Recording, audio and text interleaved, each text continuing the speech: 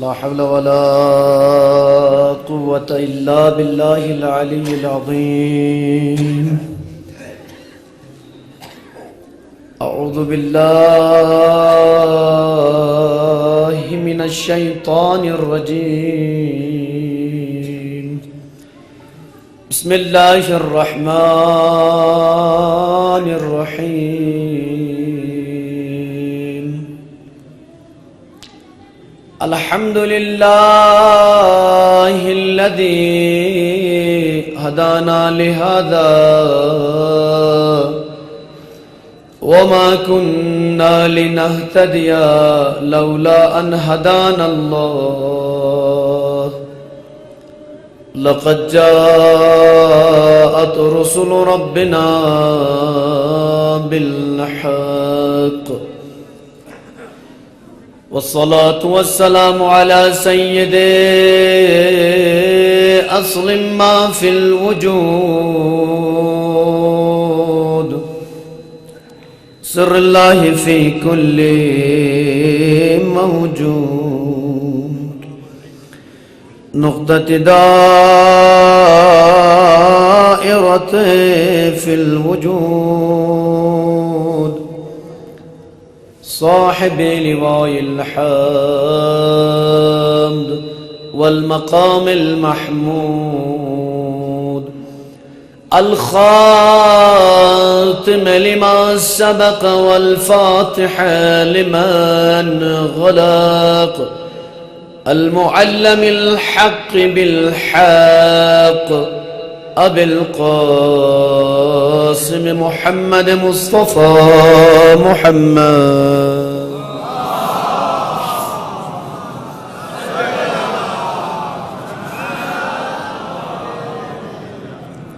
وآله الطيبين الطاهرين المعصومين المنتجبين.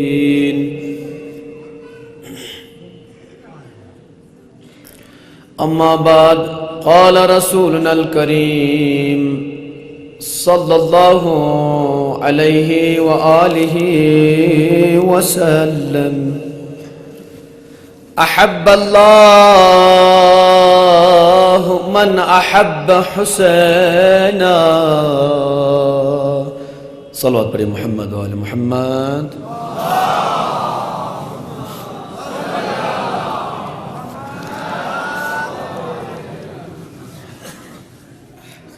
تمام حمد و ثنا ہے ذات پاک پروردگار کے لیے، درود و سلام ہے محمد اور آل محمد علیہم الصلوات والسلام پر. اس کے بعد لائق تحسین قابل تعریف ہیں آپ تمامی مرد و زن کہ اپنی روز مرہ کی تمام مشکلات اور فعالیتوں کے باوجود بھی اس عزا خانہ امام حسین علیہ الصلوات والسلام میں حسین کی ماں فاطمہ زہرا کو پرسہ پیش کرنے کے لیے یہاں پر تشریف لائے ہیں. عزیزان گرامی، اپنی بات شروع کرنے سے پہلے تمام معزز علماء کرام اور تمام بزرگان قوم سے اجازت طلب کرتے ہوئے میں اپنی بات شروع کرنا چاہتا ہوں. میں کوئی بڑا خطیب، بڑا مفکر، بڑا ذاکر، بڑا عالم دین تو نہیں ہوں، ایک ادنا سا طالب علم ہوں. لہٰذا آیا ہوں صرف اپنی اصلاح کے خاطر. مجھے امید ہے علماء حضرات تشریف فرما ہیں، ضرور ایک طالب علم ہونے کی حیثیت سے میری اصلاح ضرور فرمائیں گے.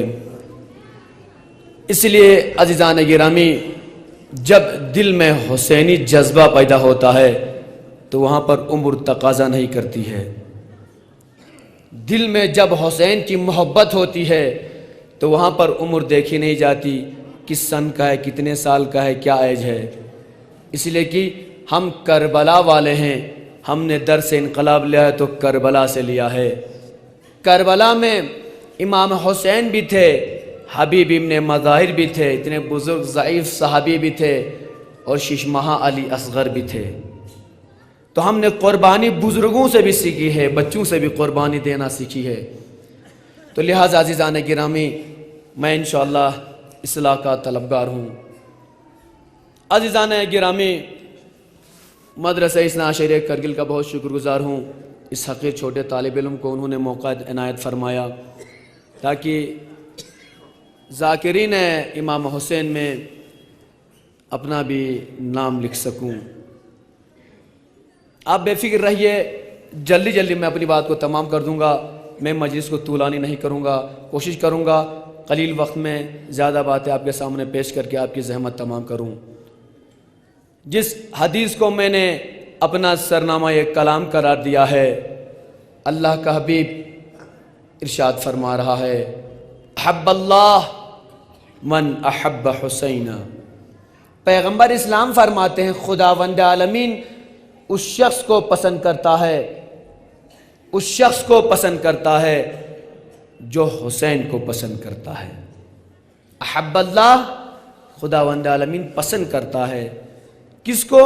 من احب حسین، جو شخص حسین کو دوست رکھتا ہے، حسین کو پسند کرتا ہے، خداوند عالمین اسی شخص کو پسند کرتا ہے۔ عزیزان گرامی، میں نہیں جانتا کہ مجمع میں کون کون یہاں پر تشریف فرما کس مذہب سے اور کس فرقے سے تعلق رکھتا ہے۔ میں ایک عقلی بات اور منطقی بات کہنے جا رہا ہوں۔ میں فرقہ وارانیت اور اس کی لعنت سے میں دور رہتا ہوں ہمیشہ۔ حسین صرف اہل تشیع سے مخصوص نہیں ہے۔ جوش ملی آبادی فرماتے ہیں انسان کو بیدار تو ہو لینے دو، جوش ملی آبادی، انسان کو بیدار تو ہو لینے دو، ہر قوم پکارے گی ہمارے ہیں حسین، ہر قوم پکارے گی ہمارے حسین۔ عزیزان گرامی، جب یہاں تک آپ کو پتہ چلا کہ حسین کسی ایک فرقے سے، کسی ایک مذہب سے تعلق نہیں رکھتے ہیں، بلکہ جس کے اندر بھی انسانیت کا جذبہ ہے اس کے دل میں حسین راج کرتے ہیں، جس کے دل میں بھی انسانیت تھوڑی سی بھی جاگ رہی ہو، جس انسان کا تھوڑا سا بھی ضمیر جاگ رہا ہو، وہاں پر اس کے دل میں حسین حکومت کرتے ہیں۔ عزیزان گرامی، چونکہ ایام محرم شروع ہو چکے ہیں، آج محرم کی 2 تاریخ ہے، میں صرف امام حسین کا تعارف کرانا چاہتا ہوں کہ آج شیعیان حیدر کرار دنیا کے جس گوشے میں بھی ہیں، حسین کی اتنی تعریف کرتے ہیں اور حسین کے اتنے جلوس شان و شوکت سے نکلتے ہیں۔ میں تمام بزرگان قوم علماء کا بہت استقبال کرتا ہوں۔ صلوات پڑھیں محمد و آل محمد۔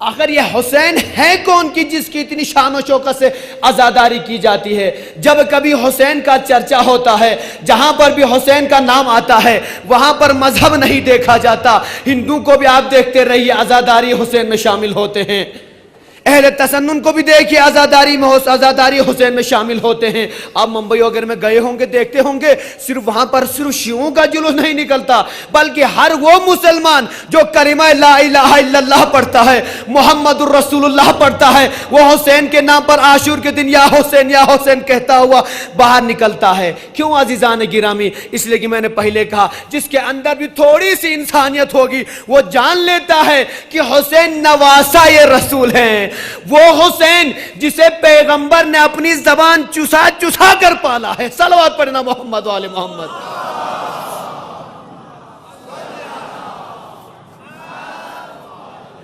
تو آپ پہلے حسین کو سمجھ لیجئے، حسین کو دیکھ لیجئے کہ حسین ہے کون۔ جب حسین کی معرفت حاصل ہوگی پھر آپ حسین کا ذکر کریں گے، حسین کی عزاداری کریں گے، اس کے بعد حسین کی زیارت کے لئے کربلا تشریف لے جائیں گے۔ میں دعا کرتا ہوں پاک پروردگارہ ان تمام عزاداروں کو زیارت کربلا نصیب فرما۔ جب آپ زیارت کربلا کے لے جائیں گے عزیزان گرامی، جب حسین کی معرفت ہوگی، معرفت کے ساتھ جب آپ کربلا جائیں گے تب آپ کی زیارت کو شرف قبولیت ملے گی۔ بدون معرفت کے آپ یا حسین کرتے رہے کوئی فائدہ نہیں ہے۔ جس طریقے سے اللہ کی عبادت کیجئے بغیر اللہ کی معرفت کے، اس عبادت کو کوئی مزہ نہیں، کوئی فائدہ نہیں ہے۔ اسی طریقے سے حسین کی عبادت یہ ہے، حسین کی عزاداری جب آپ کریں گے اور بغیر حسین کی معرفت کے حسین کی عزاداری کریں گے تو اس عزاداری کا کوئی مزہ ہی نہیں رہتا۔ پہلے حسین کو سمجھنے کی ضرورت ہے کہ آج ہم جو حسین یا حسین یا حسین کہتے ہیں کس لیے کہتے ہیں؟ حسین نے جو قربانی دی ہے صرف اہل تشیع کے لیے نہیں دی تھی عزیزان گرامی، دین پیغمبری کو بچانے کے لیے حسین کربلا میں گئے تھے، کلمہ لا الہ الا اللہ محمد الرسول اللہ کو بچانے حسین کربلا گئے تھے۔ حسین جب مدینے سے نکلے تھے حسین نے یہ نہیں فرمایا کہ میں لڑنے جا رہا ہوں، جنگ کرنے جا رہا ہوں، حسین نے فرمایا میں جا رہا ہوں تو میں امر بالمعروف نہی عن المنکر کرنے جا رہا ہوں، میں کلمہ رسول کو بچانے جا رہا ہوں، دین پیغمبر کو بچانے جا رہا ہوں۔ عزیزان گرامی، دین اسلام ہر وہ انسان جو کلمہ لا الہ الا اللہ پڑھتا ہے، محمد رسول اللہ پڑھتا ہے، اس سے مخصوص ہے، کسی ایک فرقے سے مخصوص نہیں ہے۔ عزیزان گرامی، جب امام حسین علیہ السلام کی معرفت ہمیں حاصل کرنی ہے تو آپ کو میں اس طرح سے اس امام حسین کی لاہم میں لے چلتا ہوں، آپ ضرور سنتے رہے گے، انشاءاللہ محظوظ ہوں گے اور بعد میں گریہ وزاری کریں گے۔ عزیزان گرامی، جب امام حسین علیہ السلام کا وقت حمل آیا ہے، فاطمہ زہرا کا وقت حمل آیا ہے، ایک مرتبہ جناب فاطمہ مضطرب تھی، پریشان تھی، عالم درد میں تھی کہ اس حالت میں میری کون کمک کرے، کون مدد کرے، پریشان تھی، مضطرب تھی۔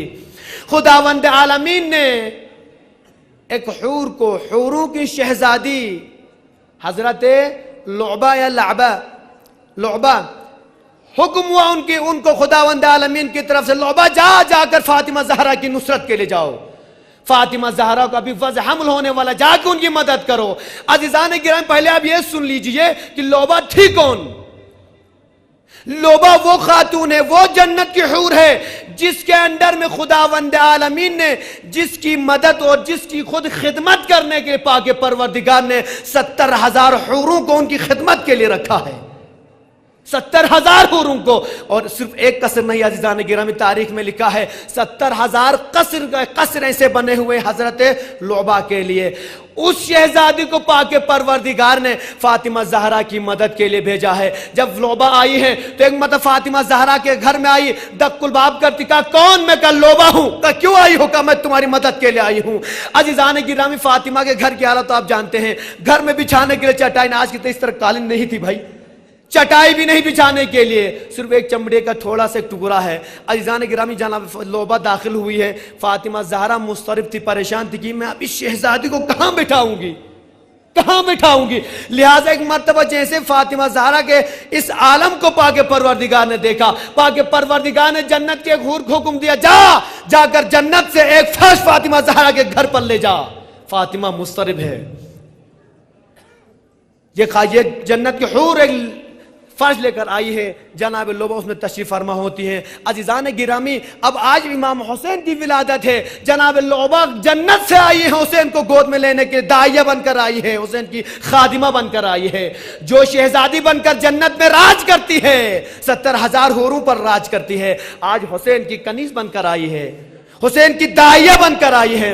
ایک مرتبہ جیسے ہی وضع حمل نزدیک آیا، جیسے ہی حسین اس دنیا میں تشریف لاتے ہیں، حضرت لعبہ نے حسین کو اپنی گود میں لیا۔ اللہ اکبر، تاریخ گواہ ہے، پاک پروردگار نے تمام فرشتوں کو، تمام ملائکوں کو حکم دیا، تم یہاں کیا دیکھ رہے ہو؟ ارے جا کر میرے پیغمبر، میرے حبیب کو مبارکبادی پیش کرو۔ کیا تم یہاں منظر دیکھ رہے ہو؟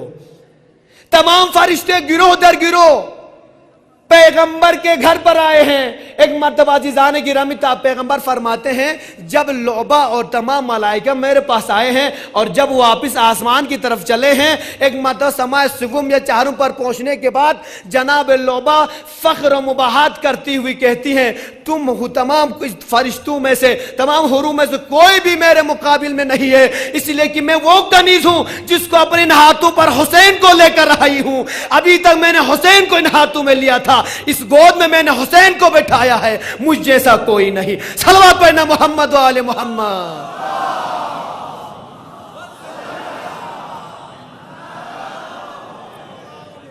عزیزان گرامی، حسین کی ولادت کا اہتمام دے کہ پاک پروردگار نے جنت سے لوگوں کو حسین کے احترام کے لیے، استقبال کے لیے بھیجا ہے۔ حسین کو سمجھ لیجئے، حسین کی شان و شوکت، منزلت خدا کی نظر میں کیا ہے، پیغمبر کی نظر میں کیا ہے۔ امام جعفر صادق علیہ الصلوۃ والسلام فرماتے ہیں، جب پاک پروردگار کسی کے لیے خیر چاہتا ہے، من اراد اللہ بہ الخیر قذف في قلبه حب الحسین وحب زیارته۔ امام صادق علیہ السلام فرماتے ہیں جب کبھی پاک پروردگار کسی انسان کے نیکی اور خیر چاہتا ہے تو اس کے دل میں حسین کی محبت پیدا کرتا ہے اور اس کے حسین کی زیارت کی محبت اور اس کا جذبہ اس کے دل میں عنایت فرماتا ہے۔ عزیزان گرامی، آپ شکر ادا کیجئے اللہ کا کہ پاک پروردگار نے آپ کو حسین کا جذبہ عطا کیا ہے، حسین کا عزادار بنایا ہے۔ اسی لیے تاریخ گواہ ہے، شاعر نے بھی بڑھ کر کہا شہید کرنے سے پہلے بس اتنا یہ سوچ لینا، شہید کرنے سے پہلے بس اتنا سوچ لینا، شہید کرنے سے پہلے بس اتنا سوچ لینا، میری نسلوں کا نعرہ بھی یا حسین ہوگا، میری نسلوں کا بھی نعرہ یا حسین ہوگا۔ صلوات پڑھیں محمد و آل محمد۔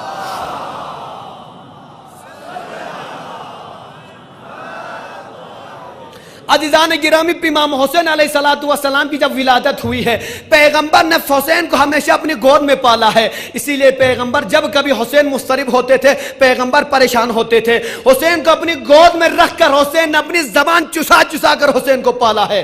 پیغمبر نے زبان چسا چسا کر حسین کو پالا ہے۔ اللہ اکبر، تاریخ گواہ ہے، پیغمبر فاطمہ زہرا کے گھر کے کنارے سے جا رہے تھے، باہر سے جا رہے تھے، ایک مرتبہ پیغمبر کیا دیکھتے ہیں، اندر سے حسین کے رونے کی صدا آ رہی ہے۔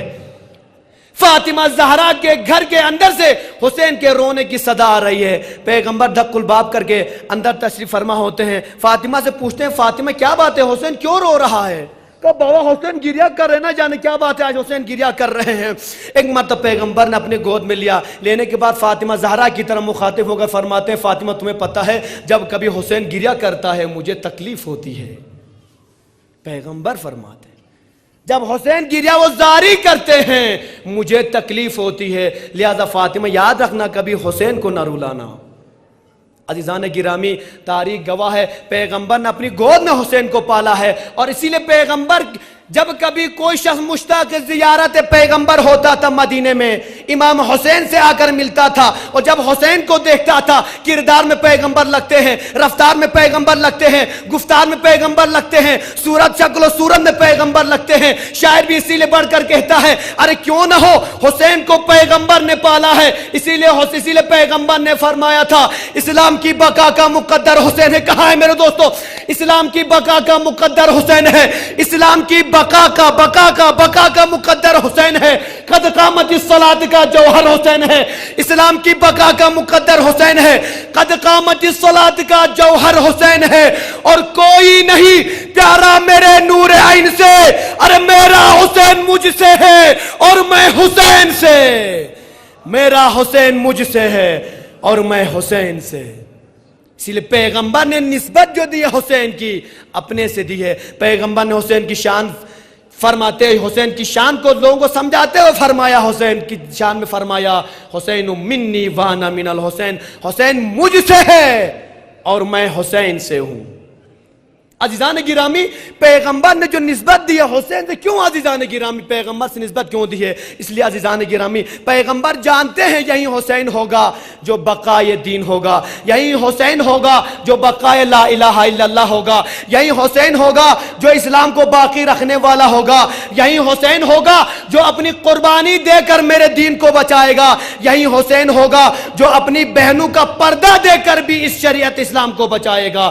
عزیزان گرامی، حسین جب مدینے سے نکلے ہیں تو اکیلے نہیں نکلے تھے، نانا کی شریعت کو بچانے کے لیے نکلے تھے، کہ شان و شوکت سے نکلے تھے۔ عزیزان گرامی، تاریخ گواہ ہے۔ اب آج عزیزان گرامی اتنے آسانی سے لے لیتے ہیں دین اسلام کو، دین اسلام خطروں کا پلا ہوا اسلام ہے، آسانی سے ہاتھ آیا ہوا اسلام نہیں ہے۔ آپ سمجھتے ہیں لا الہ الا اللہ پڑھ لیا، محمد الرسول اللہ پڑھ لیا، ہو گئے مسلمان؟ عزیزان گرامی نہیں، عزیزان گرامی حسین سے پوچھئے اس کلمہ لا الہ الا اللہ کو باقی رکھنے کے لیے کیا کیا حسین نے قربانیاں دی ہے۔ اسلام کو سمجھنا ہو تو پہلے حسین کو سمجھ لیجئے، جب حسین آپ کو سمجھ میں آ جائے تب اسلام بھی آپ کو سمجھ میں آ جائے گا۔ صلوات پڑھیں محمد و آل محمد۔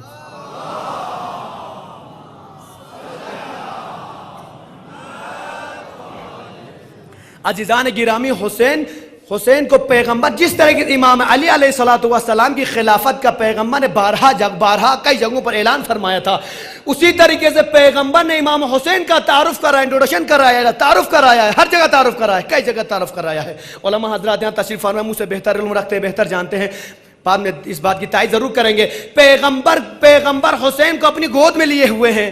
امام حسین باہر عید کا دن ہے، باہر جاتے ہیں، جانے کے بعد پھر امام حسین کیا منظر دیکھتے ہیں، مدینے کے تمام بچے، چھوٹے چھوٹے بچے خوبصورت لباس زیب تن کیے ہوئے ہیں، بچے زیادہ خوشی مناتے عید میں، باہر جا کر دیکھتے ہیں کہ بچے، مدینے کے تمام بچے خوبصورت لباس زیب تن کیے ہوئے ہیں اور اونٹ پر سواری کر رہے ہیں، دوڑتے ہوئے نانا کی خدمت میں آئے، نانا جان آپ کو پتہ ہے آج عید ہے؟ پیغمبر فرمایا حسین مجھے پتہ عید ہے، نانا جان آپ باہر جا کے دیکھ لیجئے نا، مدینے کے تمام بچے خوبصورت لباس زیب تن کیے ہوئے ہیں۔ یا رسول اللہ ہمیں تو لباس بھی نہیں ہے۔ یا رسول اللہ باہر جا کے دیکھ لیجئے، تمام مدینے کے بچے اونٹ سواری کر رہے ہیں، لوگ مزے لے رہے ہیں، یا رسول اللہ ہمارے پاس تو اونٹ بھی نہیں ہے۔ اللہ اکبر! حسین کی خوشی کے لیے پیغمبر نے کیا قربانی دی ہے، جیسے حسین نے اونٹ کی فرمائش کی ہے، تاریخ گواہ ہے، پیغمبر اسلام دست و پا ہو کر اونٹ کی شکل اختیار کرتے ہیں، جیسے اونٹ کی شکل اختیار کرتے ہیں پیغمبر فرماتے ہیں حسین پشت پر سوار ہو جا، اب تمہاری سواری حاضر ہے۔ حسین پشت نبوت پر سوار ہوئے ہیں، اس کے بعد پیغمبر کو ایک مرتبہ کہتے ہیں یا رسول اللہ باہر تو میں نے دیکھا اونٹ چلتے بھی ہیں، میرا اونٹ تو خالی بیٹھا ہوا صرف کھڑا ہے۔ پیغمبر چلے ہیں حسین کو پشت پر سوار کیے ہوئے، کس طریقے سے عزیزان گرامی دست و پا ہو کر پیغمبر چلے ہیں حسین کو سوار کر کے، جیسے ہی پیغمبر نے دیکھا حسین خوش ہو رہے ہیں، پیغمبر فرماتے ہیں العفو العفو، جیسے پیغمبر نے 2 مرتبہ العفو کا کلمہ جاری کیا ہے، پاک پروردگار نے جبرائیل سے فرمایا اے جبرائیل تم کیا دیکھ رہے ہو، جا میرے حبیب کے پاس، جلدی جا کر حبیب سے کہہ دینا اے حبیب پاک پروردگار نے حکم دیا ہے اگر تیسری بار العفو کہا تو جہنم کی آگ ٹھنڈی ہو جائے گی، پیغمبر سے کہنا بس 2 پر رک جائے تیسرے پر نہ جائے۔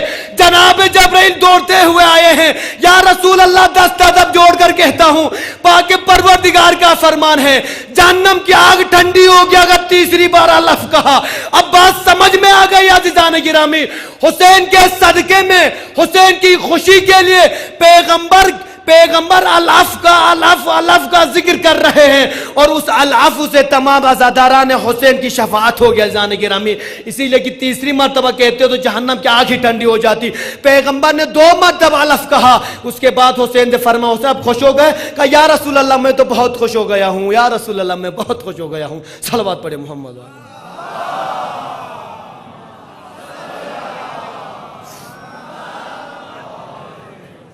یہ حسین عزیزان گرامی، حسین کے در پر جائے، پہلے میں نے حدیث بیان کیا آپ کی خدمت میں، امام صادق علیہ السلام فرماتے ہیں پاک پروردگار اس کے دل میں حسین کی محبت پیدا کرتا ہے اور شوق زیارت پیدا کرتا ہے۔ انشاءاللہ آپ ضرور کربلا کی زیارت کے لیے جائیں گے، جب آپ وہاں پر جائیں گے روایتوں کے جملے ہیں جب کوئی پہلی دفعہ زیارت امام حسین کے لیے جاتا ہے اور پہلی دفعہ زیر گنبد جا کر 3 دعائیں پہلی دعائیں مانگتا ہے تو پاک پروردگار حسین کے صدقے میں ان 3 دعاؤں کبھی رد نہیں کرتا، کبھی رد نہیں کرتا۔ عزیزان گرامی اس لیے کہ حسین وہ کائنات کا واحد شخص ہے جہاں پر جو بھی بھکاری آیا ہے، جو بھی شخص آیا ہے حسین کے در سے کبھی خالی نہیں لوٹا ہے، اور جو بے اولاد آیا ہے اولاد لے کر لوٹا ہے، جو بھی مریض حسین کے در پر آیا ہے حسین سے شفا پا کر گیا ہے۔ عزیزان گرامی تاریخ گواہ ہے کہ امام حسین علیہ السلام سے کہ لوگ آج کائنات میں دیکھتے رہیے، آپ اس مجلس میں نہیں جانتا، آپ مجھ سے بہتر آپ جانتے ہیں، ایک دوسرے کو جانتے پہچانتے ہیں، آپ بہتر جانتے ہیں اس میں ڈاکٹرز بھی ہوں گے، انجینئرز بھی ہوں گے، ٹیچرز بھی ہوں گے، بڑی نوکریاں کرنے والے، جاب کرنے والے یہاں پر بھی ہیں، اور مجھ جیسے طالب علم بھی ہیں، مجھ جیسے غریب بھی یہاں پر تشریف فرما ہے۔ اب آپ کو بات سمجھ میں آ گئی عزیزان گرامی، یہی فرش عزا ہے، یہی عزا خانہ حسین ہے جہاں پر لکھپتی کروڑ پتی بھی لوگ آ کر عزا خانہ شبیر میں بیٹھتے ہیں، یہاں پر غریب سے غریب آ کر بھی بیٹھتا ہے، لیکن کوئی یہ نہیں کہتا ہٹ جا مجھ سے دور ہو جا اس لیے کہ تم غریب ہو میں امیر ہوں۔ یہاں پر جو بھی آتا ہے صرف یہ دیکھتا ہے کہ اس کے دل میں حسین کی محبت ہے یا نہیں، حسین کی محبت اس میں ہے یا نہیں۔ عزیزان گرامی تاریخ گواہ ہے امام حسین علیہ السلام کو امیر سے امیر شخص بھی پسند کرتا ہے، غریب سے غریب شخص بھی حسین کو پسند کرتا ہے۔ جب آپ حسین کے نام پہ تبرک مانگتے ہیں، کب صبح ایک اعلان فرمائے یہاں پر کہ کل فلاں تاریخ فلاں مجلس ہوگی، فلاں جگہ مجلس ہوگی اور تبرک کا انتظام کیا جا رہا ہے، لہٰذا آپ مدد فرمائیں۔ اب دیکھتے رہیے، غریب سے غریب بھی پیسہ دے کر جاتا ہے، امیر سے امیر بھی پیسہ دے کر جاتا ہے، کوئی پیچھے نہیں ہٹتا عزیزان گرامی، اس لیے کہ ہر کسی کے دل میں حسین کی محبت ہے۔ امام حسین سے محبت ہر غریب بھی کرتا ہے، امیر بھی کرتا ہے، اس لیے کہ حسین غریبوں کے ساتھ ویسے رہتے تھے، امیروں کے ساتھ ویسے رہتے تھے۔ نہ حسین کسی کو اپنے سر پر چڑھنے دیتے ہیں، نہ حسین کسی کے سر پر چڑھتے ہیں، بلکہ تو حسین تو دلوں پر راج کرنے والے کو حسین کہتے ہیں۔ عزیزان گرامی، تاریخ گواہ ہے، امام حسین علیہ السلام کسی راستے سے گزر رہے ہیں، جا رہے ہیں، جاتے جا کے امام نے کیا دیکھا؟ کچھ غریب ہے، روٹی نوش فرما رہے ہیں، دسترخوان بچھا ہوا ہے، سفرہ بچھا ہوا ہے، تمام وہ غریب جو بیٹھے تھے باہر کہیں پر بیٹھے ہیں، سوکھی روٹی کاٹ کر کھا رہے ہیں۔ جیسے ہی ان غریبوں نے دیکھا کہ امام حسین وہاں سے تشریف لے جا رہے ہیں، امام حسین کی خدمت میں گئے، جا کر کہتے ہیں مولا ہمارے لیے خوش قسمتی ہے کہ آپ یہاں تشریف فرما ہے، آئیے ہم غریبوں کے ساتھ روٹی نوش جان فرمائیے۔ امام حسین علیہ السلام آئے ہیں، انکار نہیں کیے، امام نے یہ نہیں فرمایا ہمارے بیٹھنے کی جگہ کہاں ہے، قالین کہاں ہے، صوفہ کہاں ہے، کرسی کہاں ہے۔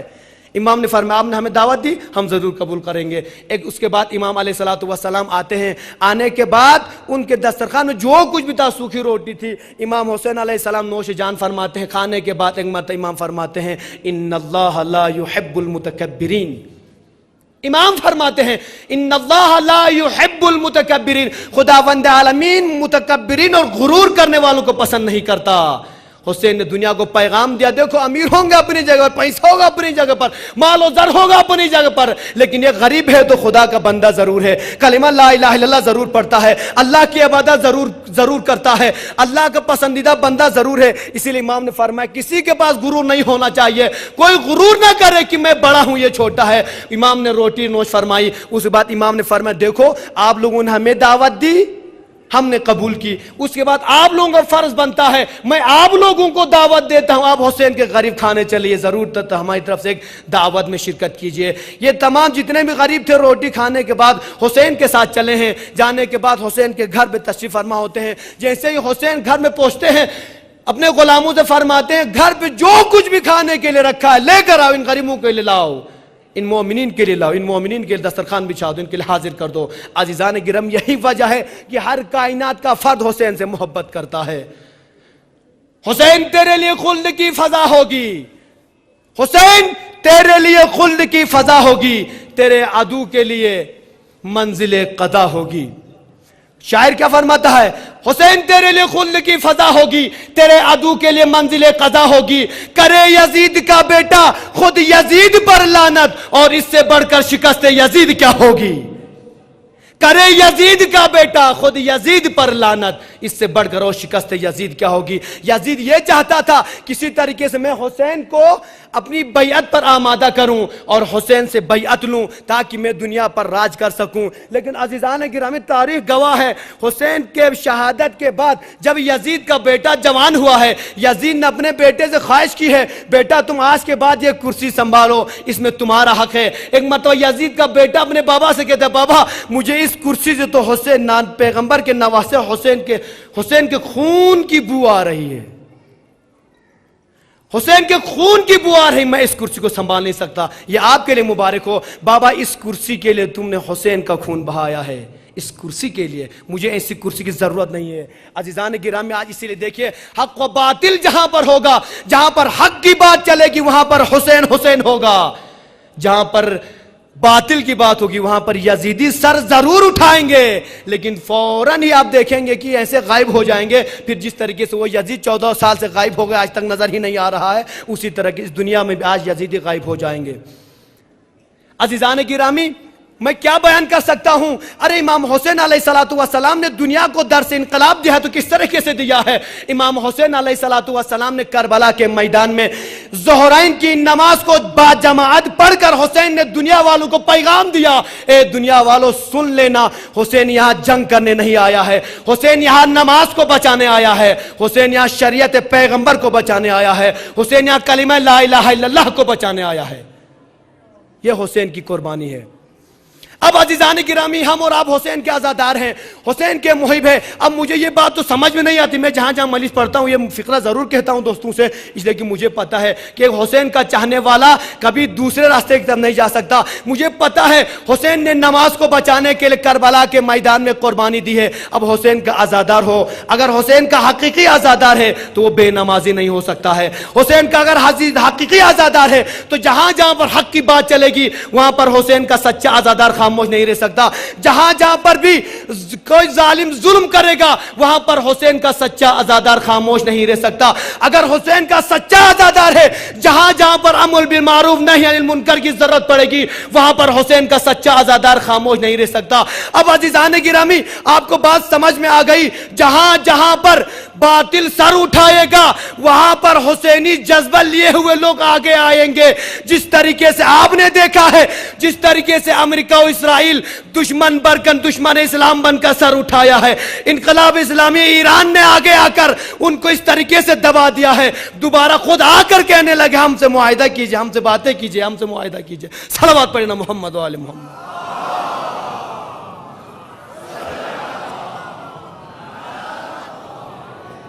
عزیزان گرامی پیغمبر اسلام نے 12 جگہوں پر حسین کو پہچانوایا ہے، اس لیے کہ تاکہ مسلمان بعد میں یہ نہ کہہ دے ہم جانتے نہیں تھے کہ یہ پیغمبر کے نواسے حسین ہے، پیغمبر کا نواسا ہم جانتے نہیں تھے۔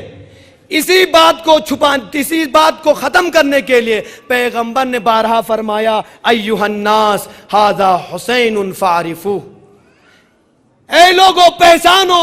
حسین پیغمبر کی گود میں تشریف فرما ہے، پیغمبر فرماتے ہیں لوگوں پہچانو یہ حسین ہے، ھذا حسین، یہ حسین ہے، فاعرفوہ، اس حسین کو پہچانو۔ پہچانوایا پیغمبر اسلام نے، پیغمبر فرماتے ہیں یہ حسین ہے، اس حسین کو پہچانو، حسین کو پہچانو۔ الذی نفسی بیدہ انہ لفی الجنہ، اس حسین کو پہچانو، یہ حسین اہل بہشت میں سے ہے، یہ حسین اہل بہشت میں سے ہے۔ ومحبیہ فی الجنہ، اور جو بھی اس حسین سے محبت کرے گا وہ بھی اہل بہشت میں سے ہوگا۔ محبیہ فی الجنہ، اور جو بھی اس کے محب سے محبت کرے گا وہ بھی اہل جنت میں سے ہوگا۔ عزیزان کرام پیغمبر نے فرمایا الحسن والحسین سیدہ شباب اہل الجنہ، حسن و حسین جنت کے جوانوں کے سردار ہیں۔ اب بات سمجھ میں آ گئی عزیزان گرامی، اب آپ اگر مشتاق جنت ہیں، آپ اگر جنت جانا چاہتے ہیں تو آپ کے لیے ضروری ہے اپنے اندر حسینیت کا جذبہ پیدا کیجئے، اپنے آپ کو حقیقی حسینی بنائیے۔ جب حسین کی محبت کاملاً آپ کے اندر آئے گی تب آپ جنت کے مستحق کہلائیں گے۔ صلوات پڑھے محمد۔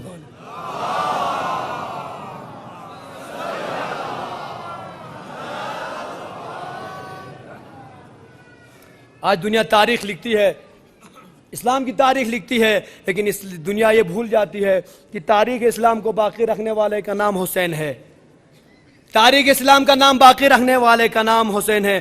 شاعر آگے بڑھ کر کہتا ہے غم کا علاج غم کا علاج غم کا علاج اس کے سوا اور کچھ نہیں۔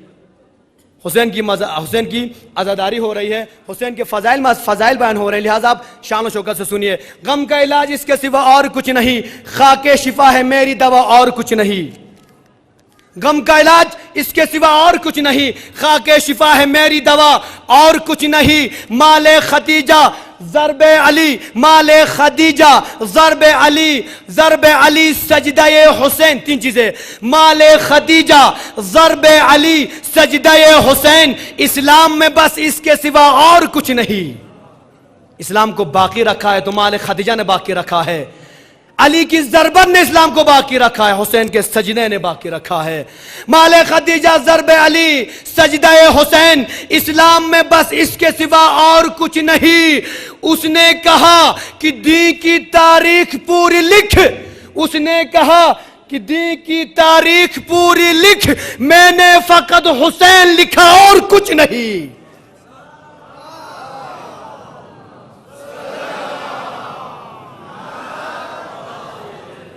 اس نے کہا کہ دین کی تاریخ پوری لکھ، میں نے فقط حسین لکھا اور کچھ نہیں، اس لیے کہ بقائے دین کو حسین کہتے ہیں، جو حسین کو سمجھے وہ دین کو سمجھے گا۔ عزیزان گرامی، اتنا بڑا مجمع میرے سامنے بیٹھا ہے، عزاداران حسین ہیں، دور دراز سے اب آئے ہوں گے کہ فضائل مولا سنیں، مصائب مولا سنیں۔ عزیزان گرامی، یقینی طور پر مجھ سے بہتر علماء یہاں پر تشریف فرما ہے، بعد میں جو بھی خطیب ہوگا آپ کو اپنی زبان میں بہتر انداز میں سمجھائے گا۔ میری ایک مجبوری ہے کہ میں آپ کی زبان سے واقف نہیں ہوں، اس لیے بزرگان سے میں معذرت کھاؤں، جوانوں سے نہیں، بزرگان سے میں معذرت، ماں بہنوں سے معذرت کھاؤں کہ مجھے آپ ضرور معاف فرمائیں گی، اس لیے کہ زبان کا پرابلم ہے۔ عزیزان گرامی، حسین کو سمجھنے کے لیے زبان کی ضرورت نہیں پڑتی ہے، حسین کو سمجھنے کے لیے خوبصورت دل کی ضرورت پڑتی ہے۔ جس کے اندر ایک خوبصورت دل ہوگا وہاں پر حسین ضرور تشریف لائیں گے۔ صلوات پڑھنا محمد و آل محمد۔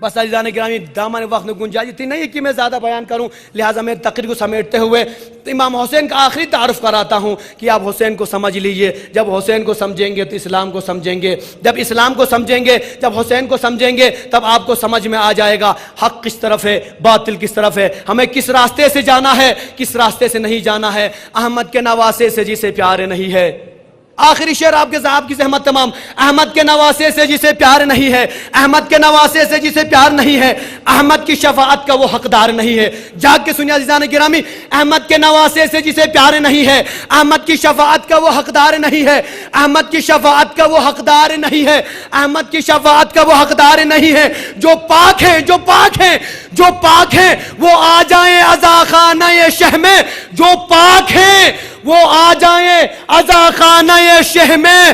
فردوس ہے یہ شام کا بازار نہیں ہے، فردوس ہے جنت ہے، فردوس ہے یہ شام کا بازار نہیں ہے۔ اس واسطے کہتے ہیں جہنم کو جہنم، اس واسطے کہتے ہیں جہنم کو جہنم، سنتے ہیں وہاں کوئی عزادار نہیں ہے۔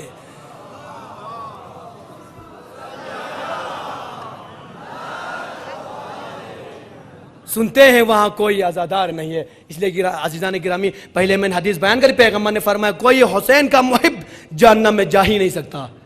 ان کے دروازے کھلے ہیں تو جنت کے دروازے کھلے ہیں، بس ضرورت اس بات کی ہے کہ اب ان جنت کے دروازے تک جانے کے لیے جو تقاضے ہیں اور جو شرائط ہیں ہمیں اس پہ عمل کرنا ہے، اس کے بعد آپ کے لیے جنت ہے۔ عزیزان گرامی، عزیزان گرامی، بس میں اپنی بات کو سمیٹ دیتا ہوں چونکہ دامن وقت میں اتنی گنجائش نہیں ہے۔ عزیزان گرامی، امام حسین علیہ السلام امام حسین علیہ السلام کا دکھ ہونا، غمگین ہونا اور حسین کی آنکھوں سے جاری ہونا پیغمبر کو پسند نہیں ہے، پیغمبر کو پسند نہیں ہے۔ عزیزان گرامی، تاریخ گواہ ہے، پیغمبر مسجد میں خطبہ دے رہے ہیں، امام حسن بغل میں بیٹھے ہوئے ہیں، ایک شخص آتا ہے، ایک صیاد آتا ہے، آنے کے بعد ایک ہرن کے بچے کو، خوبصورت بچے کو لے کر آتا ہے، آ کر امام پیغمبر کی خدمت میں پیش کرتا ہے، یا پیغمبر، یا رسول اللہ، اس ہدیے کو قبول فرمائیے۔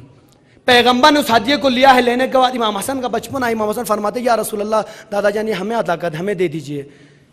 پیغمبر نے امام حسن کو حسن کے حوالے کر دیا، جیسے حسن کے حوالے کیا ہے، امام حسن اس بچے کو لے، ہرن کے بچے کو لے کر باہر تشریف فرما ہے۔ بچوں کی آپ عادت جانتے ہیں، کھیلنے لگتے ہیں، کودنے لگتے ہیں، مزے لینے لگتے ہیں، بچہ ہے، امام حسن کا بچپنا ہے، اس ہرن کے بچے کے ساتھ کھیل رہے ہیں۔ دور سے امام حسین آ رہے تھے، آنے کے بعد دیکھا اپنے بڑے بھائی کو، دیکھا ایک بچے کے ساتھ کھیل رہا ہے۔ ایک مرتبہ حسن کے پاس آ کر کہتے ہیں بھیا آپ کو یہ ہرن کا بچہ کس نے عطا کیا، کس نے عطا کیا؟ امام حسن علیہ السلام فرمایا مجھے نانا جان نے دیا ہے۔ اللہ اکبر، جیسے نانا جان کا نام سنا حسین دوڑے ہوئے مسجد میں آئے ہیں، آنے کے بعد پیغمبر سے فرماتے یا رسول اللہ، دادا جان آپ نے حسین کو ایک خوبصورت ہرن کا بچہ عطا کیا ہے، مجھے بھی عطا کر دیجئے، مجھے بھی عطا کر دیجئے۔ بچوں کی ضد آپ مجھ سے بہتر جانتے ہیں، آپ صاحب اولاد ہیں، خدا آپ کی اولادوں کو سلامت رکھے۔ عزیزان گرامی، بچوں کی ضد آپ جانتے ہیں، حسین نے ضد کرنا شروع کر دیا، نانا مجھے چاہیے، مجھے چاہیے۔ پیغمبر کیا فرمائیں گے؟ پیغمبر فرمائیں کوئی بن ابھی آ رہا ہے، کوئی بن وہ شخص لانے گیا، ابھی لا رہا ہوگا، ابھی آپ کو مل جائے گا۔ امام حسین اصرار کرنے لگتے ہیں، ضد کرنے لگتے ہیں۔ ایک مرتبہ آپ بچوں کو سمجھتے ہیں، عزیزان گرامی مجھ سے بہتر سمجھتے ہیں بچوں کو، جب کبھی بچہ ضد پر اٹ جاتا ہے، ضد کرنے لگتا ہے، جب اس کی ضد پوری نہیں ہوتی ہے تو بچوں کے پاس ایک فارمولہ، ایک فن ہوا کرتا ہے۔ جب بچوں کی ضد پوری نہیں ہوتی، بچوں کے پاس ایک فن ہوا، وہ فن کیا ہے؟ فن یہ ہے کہ بچے پہلے مانگتے ہیں، اگر عزت سے چیز دی گئی تو چپکے سے لے لیتے، خوش ہو جاتے ہیں، اگر نہیں ملتی ہے فوراً گریہ وزاری کرنے لگتے ہیں۔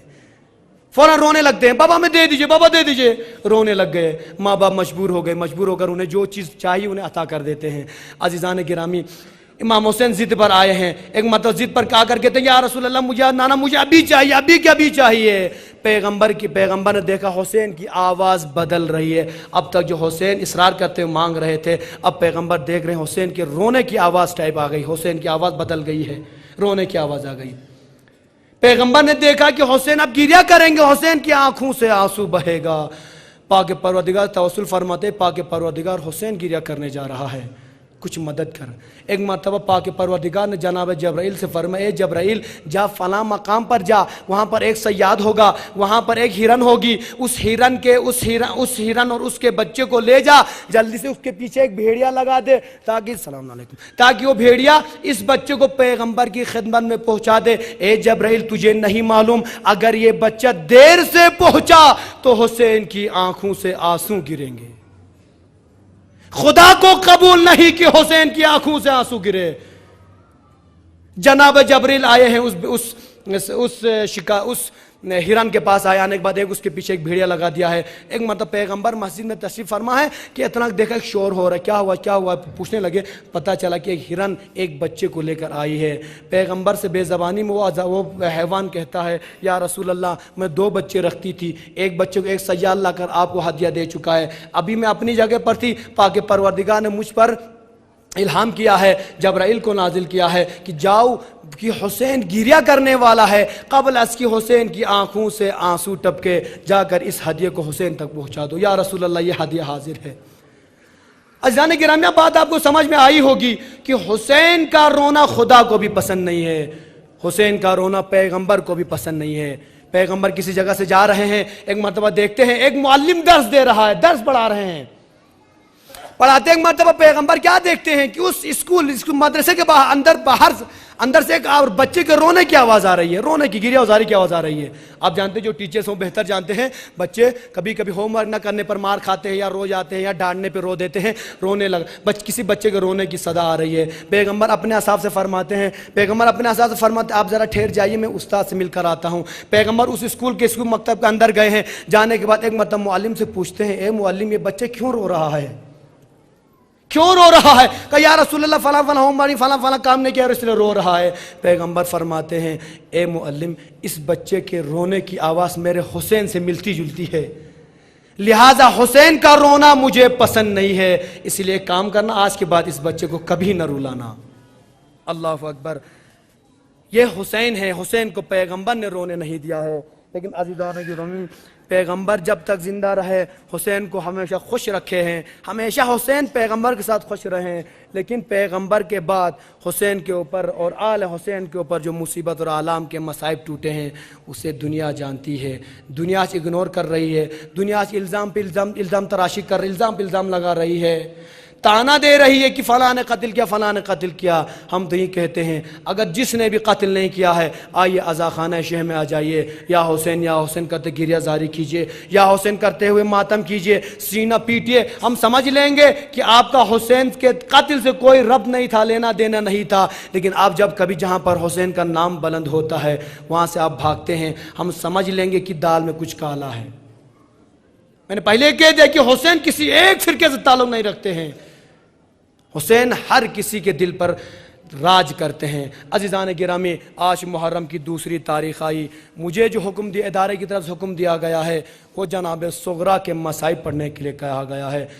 ادارے کی حکم کی تعمیل کرتے ہوئے میں آپ کی خدمت میں جناب صغرا کے مصائب بیان کرتا ہوں۔ عزیزان گرامی آپ بھی صاحب خانہ ہیں، آپ بھی اپنے گھروں میں رہتے ہیں، آپ بہتر جانتے ہیں کوئی بھی شخص یہ پسند نہیں کرتا کہ میں اپنے علاقے کو چھوڑ کر باہر جاؤں، اپنا گاؤں چھوڑ کر جاؤں، اپنا اس کارگل کو چھوڑ کر جاؤں۔ ہر شخص چاہتا ہے کہ میں اپنے علاقے میں رہوں، اپنے لوگوں کے ساتھ رہوں، اپنے اہل و عیال کے ساتھ رہوں، جہاں میرا گھر ہے، جہاں میری جائیداد ہے وہاں پر ہر انسان پسند کرتا ہے۔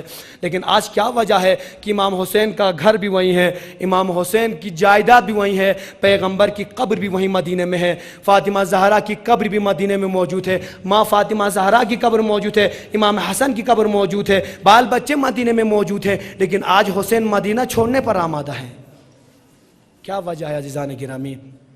اس لیے کہ امام حسین علیہ الصلوۃ والسلام جانتے ہیں کہ اب حسین کے لیے مدینہ لینے کے لائق نہیں رہا، اسی لیے حسین چاہتے ہیں کسی طریقے سے مدینہ چھوڑ کے باہر چلے جائیں تاکہ بہتر انداز سے زندگی کر سکیں۔ لیکن عزیزان گرامی تاریخ گواہ ہے، یہیں کا آج 2 محرم ہے نا عزیزان گرامی، تاریخ گواہ ہے یہ قافلہ حسینی 28 رجب کو مدینے سے چلا ہے، آج اور کل نہیں، 28 رجب کو مدینے سے چلا ہے۔ 28 رجب کو آخری دفعہ حسین قبر سیدہ پر گئے ہیں، قبر پیغمبر پر گئے ہیں، سلام آخر کر کے گئے ہیں۔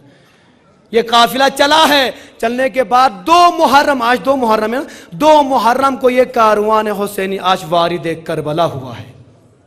اب آپ حساب لگائیے 28 رجب کہاں اور 2 محرم کہاں؟ اب اتنے 4-5 مہینے میں حسین علیہ الصلوۃ والسلام اپنے بال بچوں کے ساتھ، احباب کے ساتھ، دوستوں کے ساتھ کہاں کہاں مسافرت میں زندگی گزار رہے ہیں۔ لیکن تاریخ گواہ ہے جب حسین آمادہ سفر ہوئے ہیں، حسین بنی ہاشم کے جوانوں کو بلاتے ہیں، علی اکبر کو بلاتے ہیں، جناب عباس کو بلاتے ہیں، جناب قاسم کو بلاتے ہیں۔ بلانے کے بعد بنی ہاشم کے جوانوں کو سب کو بلانے کے بعد امام فرماتے ہیں دیکھو آمادہ سفر ہو جاؤ، سب کو تیار کرو، بچوں کو تیار کرو، پردے کا اہتمام کرو، اس لیے کہ آج زینب و کلثوم پردے سے باہر آ رہی ہیں، لہٰذا جب تک وہ اماریوں میں سوار نہیں ہوں گی پردے کا اہتمام کرو۔